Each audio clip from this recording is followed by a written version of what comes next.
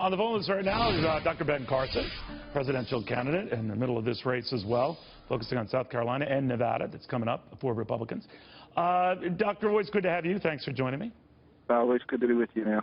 You know, in this South Carolina poll, and I know these polls can be all over the map, but your support has slipped from what it was back in December from 15% to 9%. Does that worry you? No, it doesn't actually. I'd be much more interested in the poll on Saturday and what happens there. You know, I think there's a lot of shifting going on. There are a lot of people who are undecided, and they're getting more chances. You know, I've been here for several days, getting out in front of lots of audiences. You know, venues where people are, you know, outside the door looking in, trying to get in there. And a lot of people who are saying to me, "We got your back. Don't worry about the polls." We'll see. You know, I'm not going to sweat it.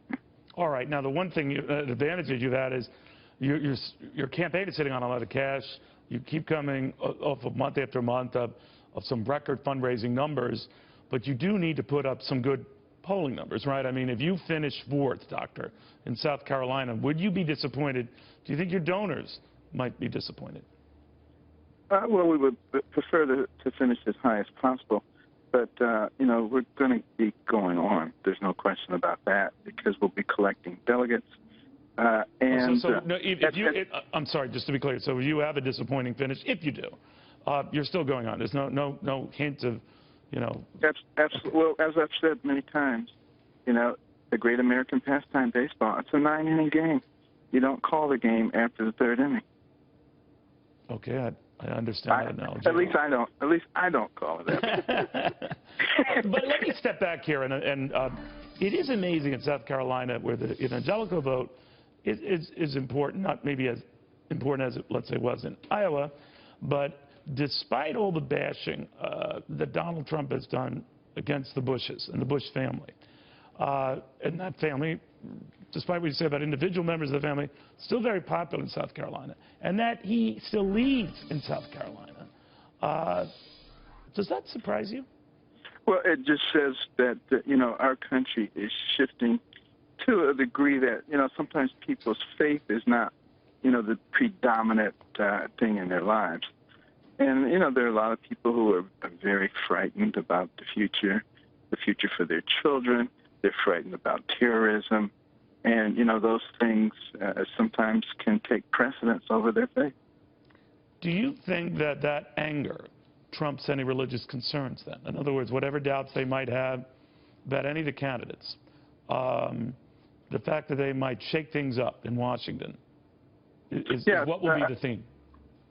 Well, I think a lot of people are so frightened at this stage of the game that they're willing to overlook almost anything that will, as long as they feel some comfort. And, you know, Donald Trump does give people comfort because they equate, you know, boisterousness and bravado with strength and ability. Seems like you're saying you do not. No, I don't. I actually think just the opposite, quite frankly. Having been somebody who used to, you know, get angry, who used to be boisterous, I've learned that real strength is being able to control yourself and control the environment around you.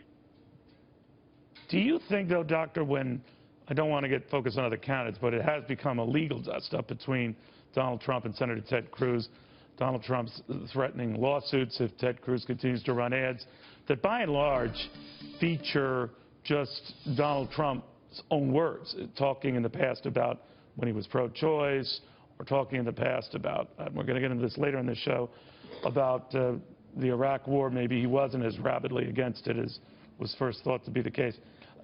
What do you make of that, and whether it's fair use on the part of Senator Cruz to bring that to people's attention, or to Donald Trump's point of view that that's just out of bounds?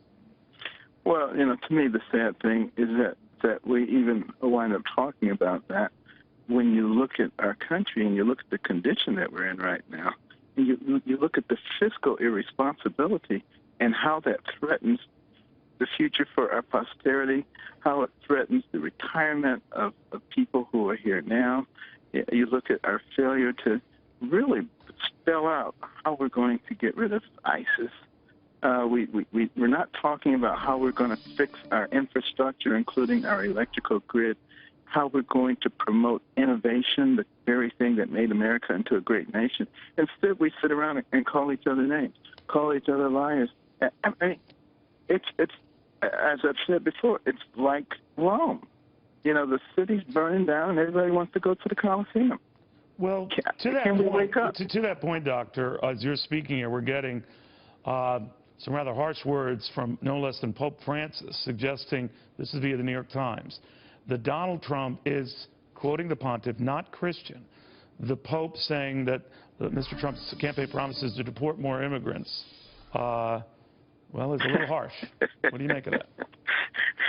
Again, I mean, this is how bad it's gotten. Even the Pope jumps into it.